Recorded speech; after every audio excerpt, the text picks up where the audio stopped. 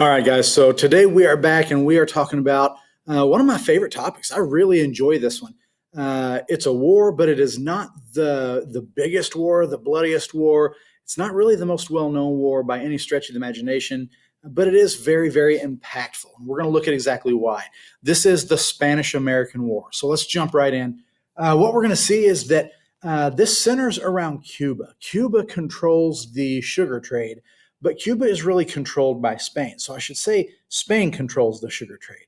Now, a lot of Americans own land, they own homes, they own businesses in Cuba. A lot of Americans make their livelihood through shipping of sugar in the sugar trade and so forth. And so we're economically tied in many ways to Cuba and by extension to Spain. But Spain is the one in control of Cuba. They are the colonial power. Now, what we'll see is that they have begun treating the Spanish pretty harshly, and the Cubans really want their own independence. And so we certainly can sympathize with that. We understand that. But as they begin to ramp up their revolutionary, rebellious activities, then what happens is so too does Spain ramp up the harshness of their activities. They have no intention of letting Cuba go. Cuba is making them a lot of money through the sugar trade, and so they're not interested in Cuban independence. So, as the rebellious activity ramps up, Cuba will publicly torture, execute. There will be people whisked away on nothing more than the mere suggestion that they are one of the rebels and maybe a leader in revolutionary activity. And so there's a lot of fear and there's a lot of rebellious activity, independence minded people, Spain really trying to hold on to control. Well, the United States kind of stands in the middle. Because we have a lot of economic interest and a lot of individual Americans who own homes and businesses and so forth in Cuba, we're really interested in seeing things simmer down. It's better for business if things are stable. But revolutions and war are the exact opposite of stable. So we certainly recognize the position of the Spanish. This is their territory, it's their island, but we also sympathize with the Cubans. What we do is we broker a deal between the Cubans and the Spanish that basically says Spain is going to agree to stop the harsh treatment of Cubans and grant them more rights. For Cuba, that means that they will feel a little bit more free and they'll be out from under the most harsh of punishments. Cubans, for their part, they have to stop the revolutionary activity. This is probably not a forever deal. It's probably not a long-term deal, but it's a stopgap measure, and we feel very good about having brokered it because it's one of the very first times that America has taken a prominent role on international affairs.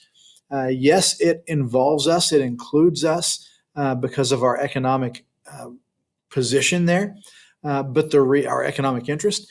But the reality is, we're feeling pretty good about having brokered this deal because it's our first foray into the world of kind of major international politics and diplomacy. So anyway, we broker that deal. We feel good about it. We feel like everybody has gotten what they needed to out of it. However, the story doesn't end there because a letter is stolen or intercepted, or we don't really know how they came by it. But a letter from a Spanish ambassador is taken and delivered to the White House. It's given to people at the White House, and it's a very inflammatory and embarrassing letter. We know it as the Delome letter. Make sure you understand that the Delome letter is kind of the basis of all of this.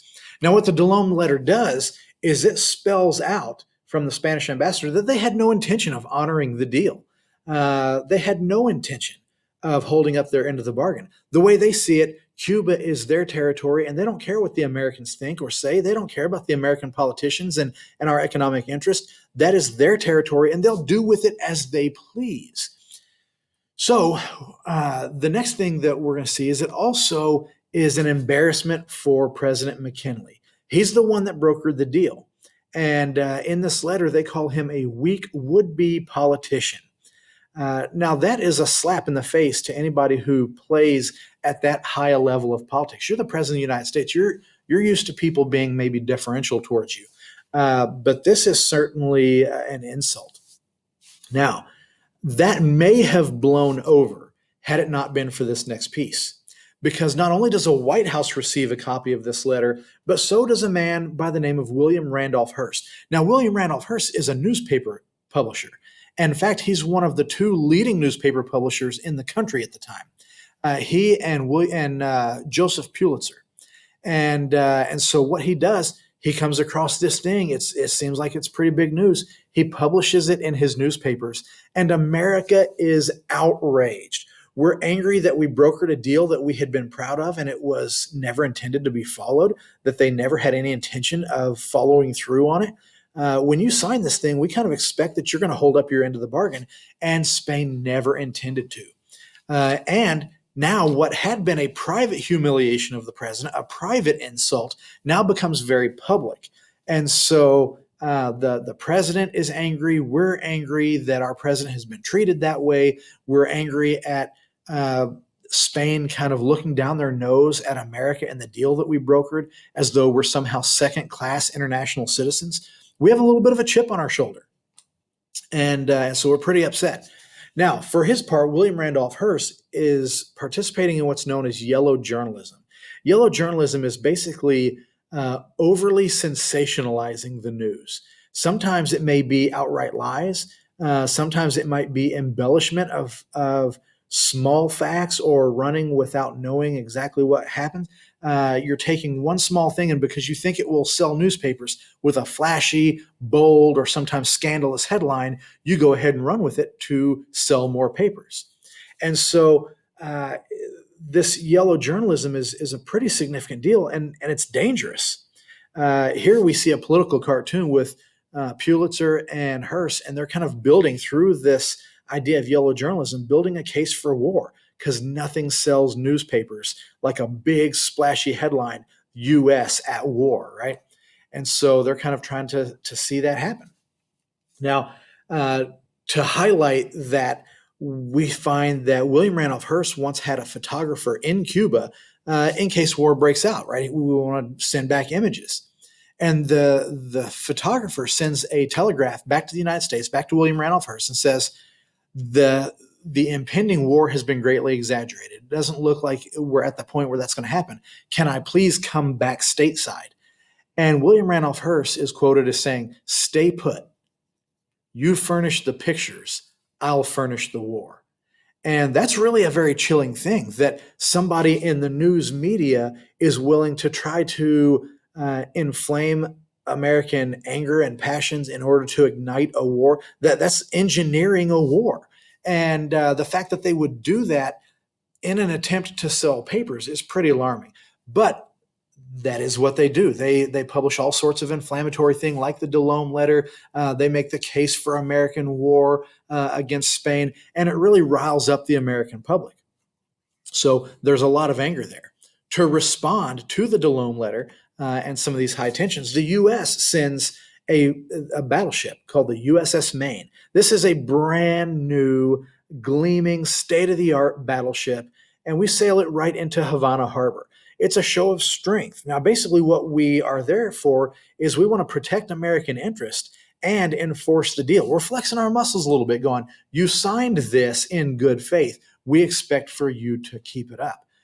We are going to be here to protect America's economic interest. Now, you can debate whether that was right or wrong, but that's the way that America saw it. And it was at least a half measure, right? Because many Americans wanted to go full blown war. Well, war is coming because without any warning, after a couple of days of being anchored in Havana Harbor, the USS Maine explodes unexpectedly. It kills 260 American sailors. Because of all the yellow journalism, because of how many people were already leaning towards war, it's a really short jump.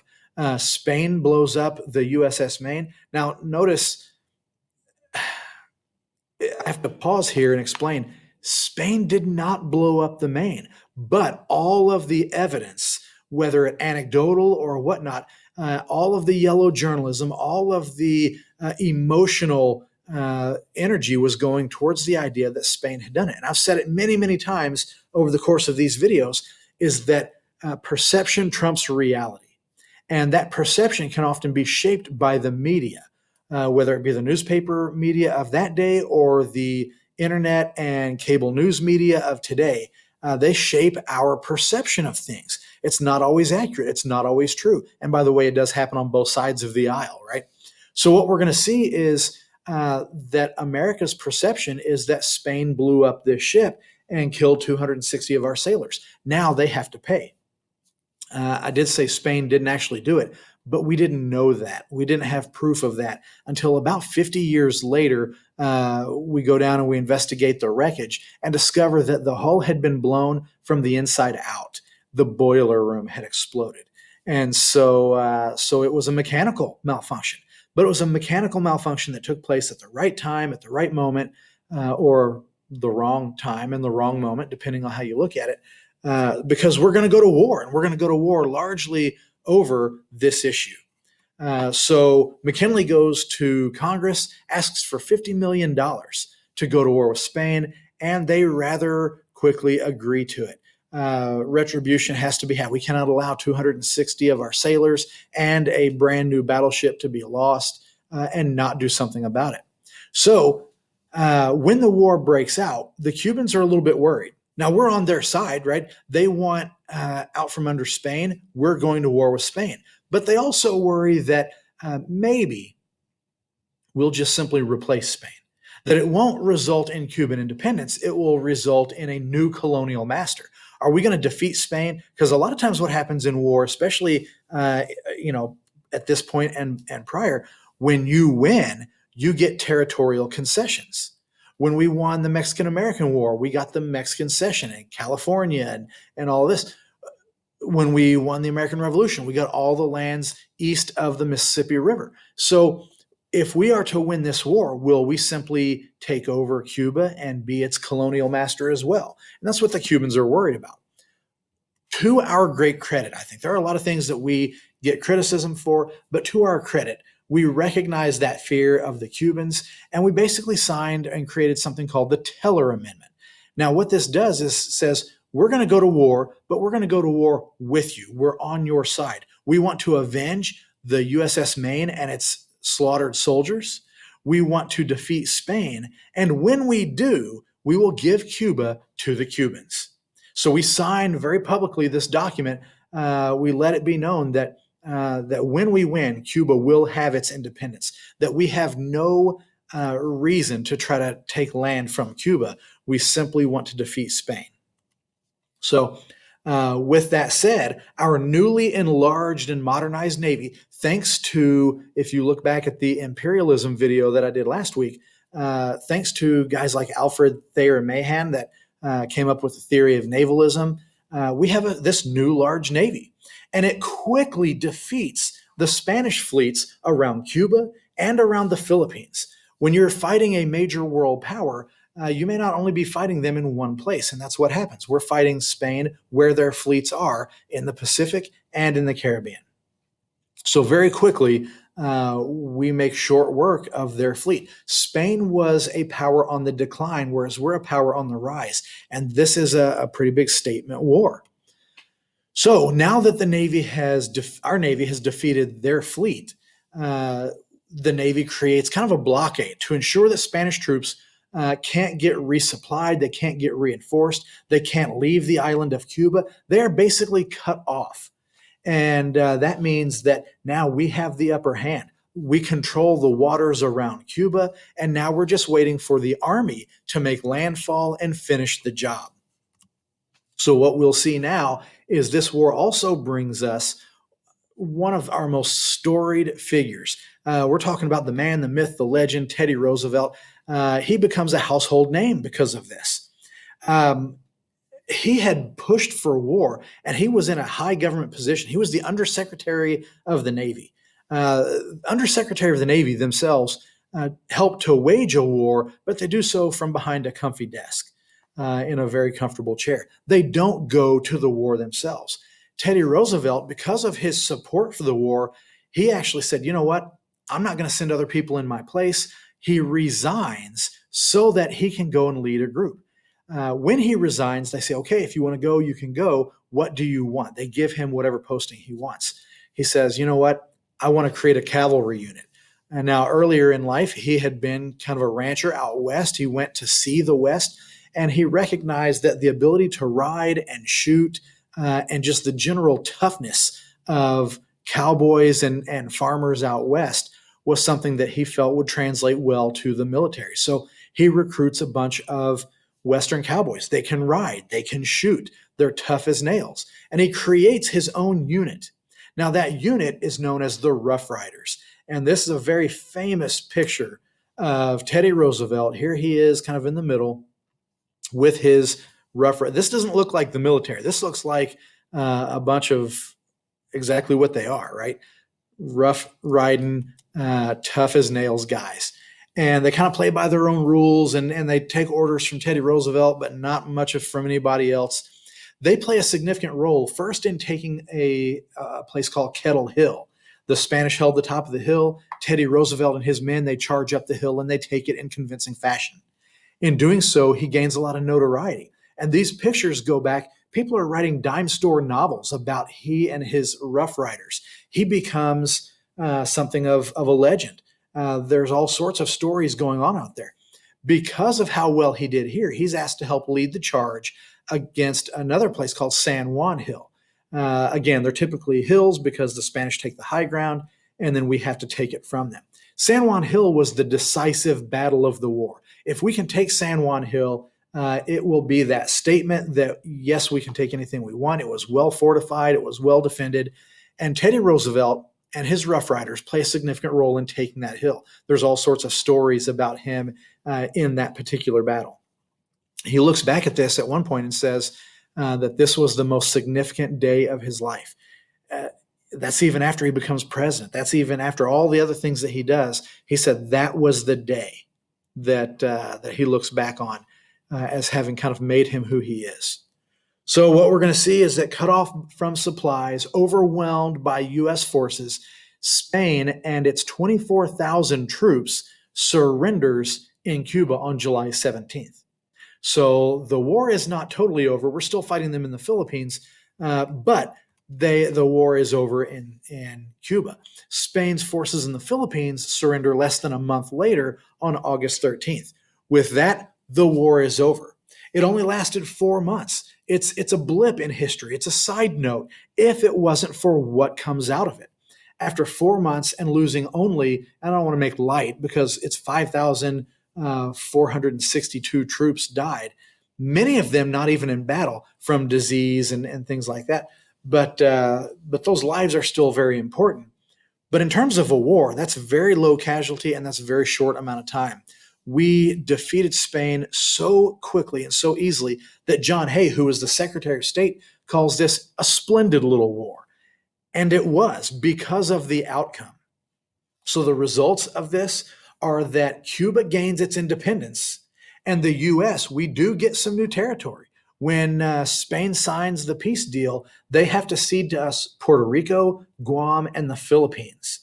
Now, Puerto Rico and Guam still today are part of the United States. In fact, there's all sorts of issues with Puerto Rico. They could become the 51st state, or they could become independent, or they could just carry on indefinitely as a territory. And people have very different and strong opinions about that. But we gain this new territory. And here we see this great political cartoon. All of this takes place within 1898. And here we're seeing the United States, this great bald eagle with its arms stretched out. There's Manila in the Philippines and Hawaii, which we annexed in the same year. Here's Puerto Rico. And so we really are starting to have much more of a worldwide influence. To that end, the other big factor in this is that the United States has become a true world power. We have supplanted Spain. As I said, they were an empire on the decline. We were a power on the rise. And it's at this point where they intersect. The United States really kind of unseats Spain as a major world power and takes their seat. We're not the top of the heap, but we are now seated at that table of world powers. And I think it plays a dramatic role on how we see ourselves moving forward. So incredibly important period in American history. Guys, I hope you learned something. I hope you recognize the impact and the importance of this war. Make sure that if you haven't done so, take a look at the imperialism video because it dovetails nicely with this. But anyway, with that said, make sure you subscribe. Leave me any comments. I love to hear from people. If there's anything that was wrong or you have any other questions, I try to answer everybody. But until next time, guys, thanks for watching.